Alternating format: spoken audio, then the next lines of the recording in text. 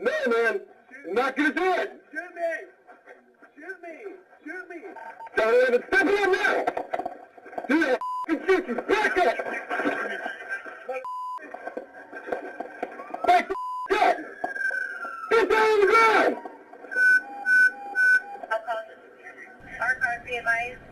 Good evening, everybody. That video shows the encounter between a police officer and a suspect in 2 murders. What was captured on that video was the end of a wild series of events in 2 states that left 2 people dead. One person was found dead last night in Felicity, another this morning in Ellesmere. And police say both crime scenes are connected to this man, Michael Wilcox. Deputies say Wilcox admitted to killing his girlfriend, 25-year-old Courtney Fowler.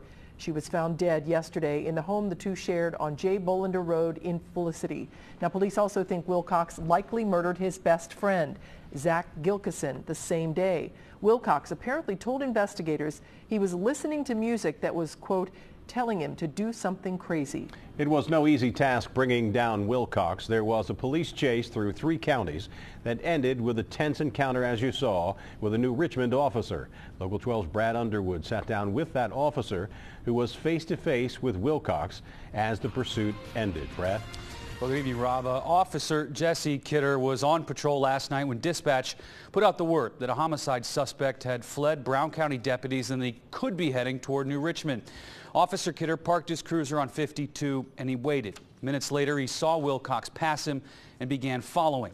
9 miles later, the 2 were face to face as Wilcox demanded Officer Kidder to shoot and kill him. Shoot me! Get your hands out of your pocket now! No, man. I'm not going to do it. Shoot me. Shoot me. Shoot me. Thanks to the body camera on Officer Jesse Kidder, there's no disputing what happened on Ridgestone Drive. Multiple times, Wilcox charges Officer Kidder, screaming, pleading Kidder to shoot him. So at this point, he's yelling, "Shoot me, shoot me." I can see that his hands are empty and that they're at his sides. He doesn't have a weapon. And at this point, he's yelling, he wants to die. He wants me to shoot him, and he put his hand into his pocket. But Officer Kidder didn't see bulges and had already observed the empty hands of Wilcox. Claremont County dispatchers had notified me that, he may try to do suicide by police officer. So that was definitely, fresh in my mind. And I definitely felt during the entire interaction that he was trying to goad me into opening fire on him. Clearly he was yelling, "Shoot me, shoot me." And after a second charge by Wilcox, Officer Kidder falls down. But by then, backup arrives. I was fortunate to be in the right place at the right time to catch him.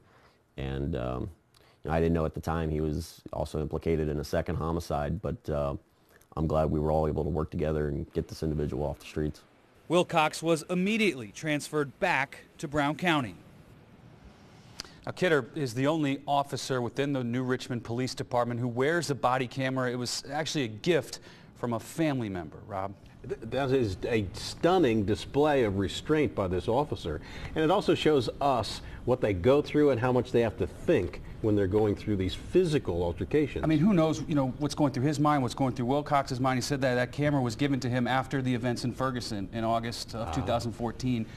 He wears it every day because he doesn't want any dispute about what happened, what he sees, and what he does on a daily basis. And it really tells the story, doesn't it? It does. I mean, everything is perfectly clear, video-wise, audio-wise. So dramatic. Thanks very much. And